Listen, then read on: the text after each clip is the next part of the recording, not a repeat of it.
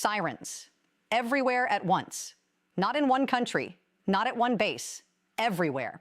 From the smoke-choked skies above eastern Syria to the blast-rattled perimeter walls of Al Udeid Air Base in Qatar, the largest American air installation in the entire Middle East, the explosions came without final warning and without pause. Within a window of less than 90 minutes, every major American military installation across the broader Middle East region absorbed incoming fire. Ballistic missiles, drone swarms, coordinated, simultaneous, precise. Personnel sirens screamed across 4 countries at once. Bunkers filled in seconds. Aircraft were grounded mid-taxiway. At forward operating positions in northern Iraq, soldiers dove for cover as the ground shook beneath impacts that rattled concrete blast barriers designed to absorb exactly this kind of punishment. And then, within hours of those strikes, something happened that stunned military analysts watching from Washington, London, and Tel Aviv. American commanders began moving people out, quietly, urgently. The initial phases of a structured withdrawal of non-essential personnel from forward positions across the region had begun. No formal announcement, no press conference, just movement. The kind of movement that speaks louder than any statement a Pentagon spokesman could deliver.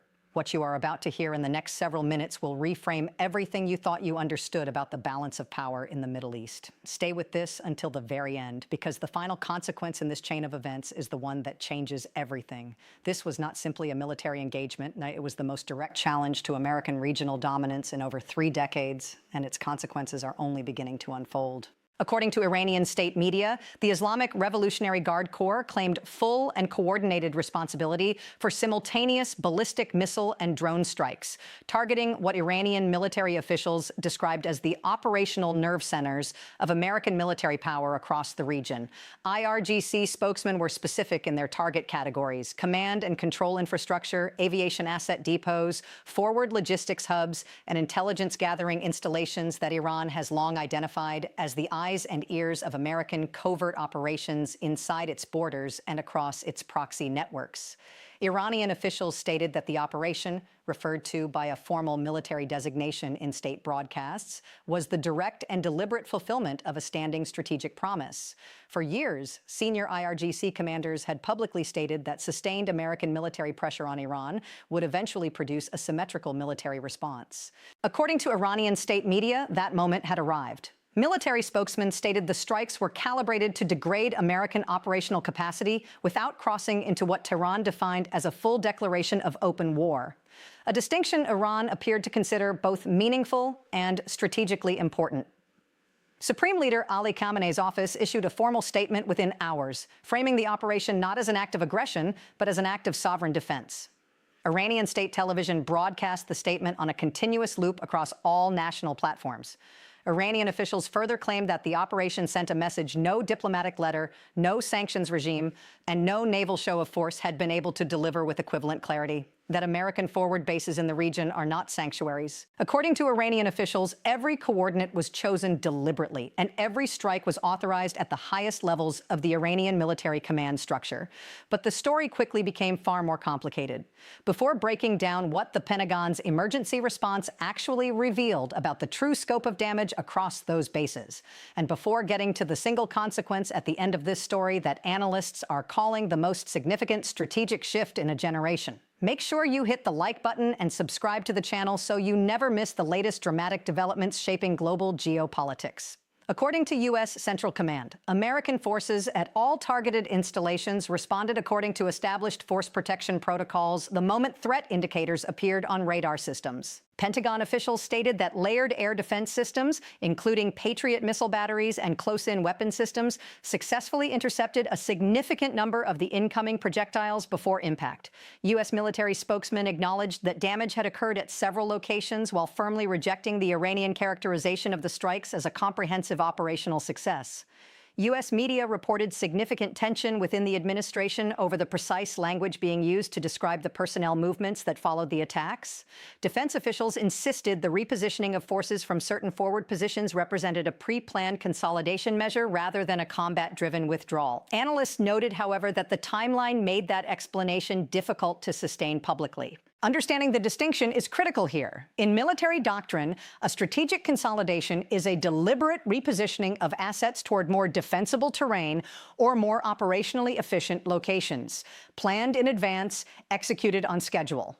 A withdrawal driven by adversary pressure is something categorically different. It is an acknowledgement, whether stated publicly or not, that an opposing force has succeeded in altering your operational posture against your preference. The difference between those two definitions is not a matter of public relations. It is the difference between deterrence holding and deterrence beginning to fail.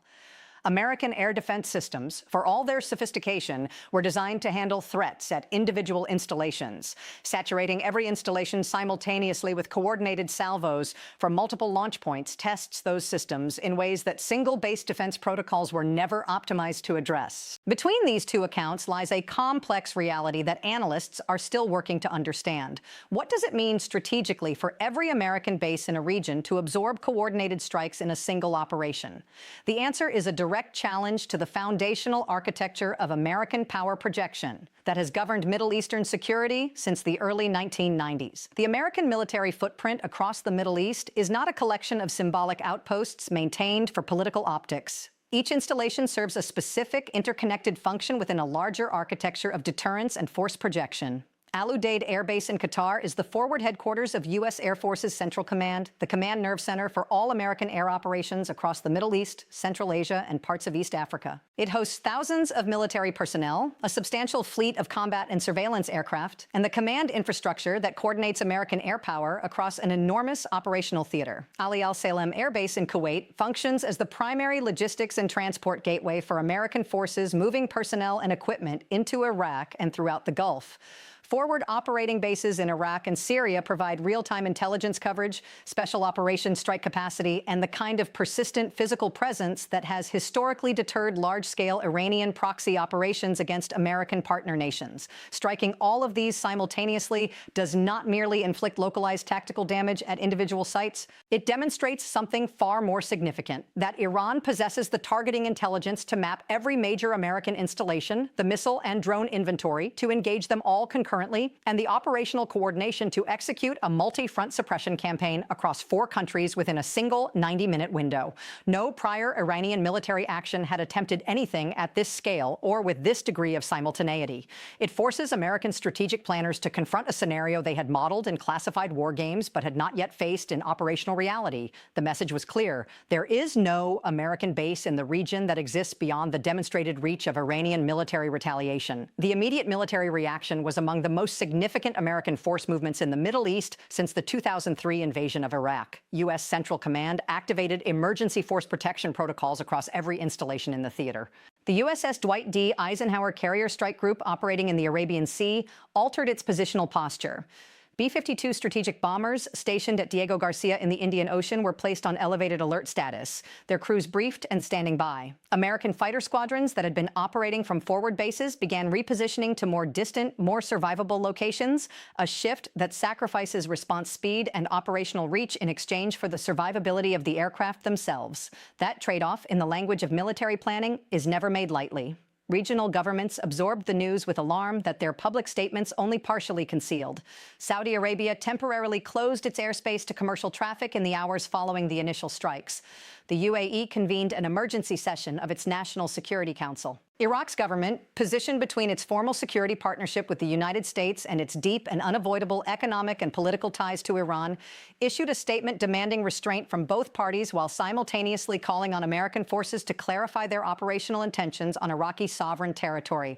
Jordan raised its military readiness level. Israel activated its Arrow and David Sling missile defense batteries to full operational standby. Every government in the region understood that what happened in those 90 minutes had changed the threat environment they were operating in. Global markets reflected that understanding within hours. Oil prices surged more than 8% in a single trading session, the largest single-day percentage increase in over 2 years. That spike in crude oil prices carries consequences far beyond the commodity trading floors of London and New York.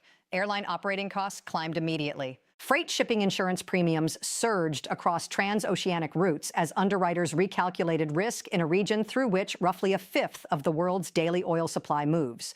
Petrochemical input costs rose across manufacturing supply chains in Europe, South Asia, and Southeast Asia. Analysts at major financial institutions issued emergency briefings to institutional investors, warning that a sustained escalation scenario could push Brent crude prices above $130 per barrel, a threshold that would drive measurable inflation increases across every import-dependent economy on the planet. Diplomatic channels activated simultaneously across multiple continents. The United Nations Security Council convened an emergency session within hours, with the United States presenting its account of the coordinated nature of the attacks and calling for a formal resolution condemning Iran's military action. Russia and China vetoed the resolution without extended deliberation. European foreign ministers from France, Germany, and the United Kingdom issued a joint statement urging immediate de-escalation while privately dispatching senior envoys through back-channel diplomatic contacts toward Tehran.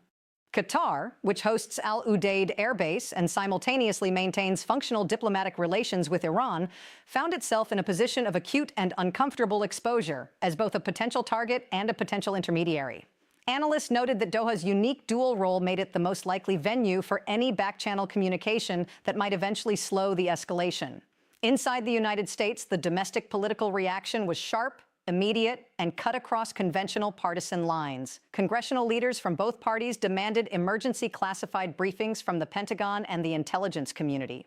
The chairman of the Joint Chiefs appeared before a closed session of the Senate Armed Services Committee within 12 hours of the first confirmed strikes. The White House press secretary confirmed that the president had convened an emergency meeting of the full National Security Council and that a formal American response was being prepared, without specifying its form, its timeline, or its targets. Across Washington, the central question being debated was no longer whether to respond. It was how to respond with sufficient force to restore deterrence without triggering a full-scale regional war that no party, including Iran, had publicly declared it wanted. Iran maintains that the coordinated strikes represented a lawful, proportional act of sovereign self-defense against a foreign military presence it characterizes as an occupying and destabilizing force operating within its strategic neighborhood. The United States maintains that the attacks constituted deliberate acts of war against American military installations, that American personnel were endangered, and that all available response options remain under active and urgent consideration. Here is what makes this moment different from every prior Iranian-American confrontation. And this is the consequence that analysts are calling the most significant strategic development in a generation. For 30 years, the American forward military presence in the Middle East has functioned as a deterrent precisely because it had never been seriously tested at scale. The assumption underlying the entire architecture was that Iran would never risk a direct, coordinated, simultaneous military strike across every American installation in the region. That assumption is now gone. And once an assumption of that magnitude is removed from a strategic equation, it cannot simply be restored by a press statement or even by a retaliatory strike. It has to be rebuilt slowly, expensively, and without any guarantee of success against an adversary that has now demonstrated it was willing to cross a line that most analysts believed it would never cross. The regional order that has structured Middle Eastern security since the Gulf War did not collapse in those 90 minutes of coordinated strikes, but it cracked in ways that will take years to fully map. Every American partner government in the region is now quietly recalculating its own strategic position. Every adversary of the United States is studying the operational playbook Iran just demonstrated. And every American military planner is working with a threat assessment that looks fundamentally different today than it did 48 hours ago. Will these coordinated strikes across every American base in the Middle East be recorded as a single contained escalation that both sides ultimately stepped back from? Or will they be remembered as the opening move of a confrontation that, once set in motion, neither Washington nor Tehran possessed the tools or the will to stop? Stay tuned for further updates as this situation continues to develop. And don't forget to like and subscribe so you never miss the latest dramatic geopolitical developments shaping the world.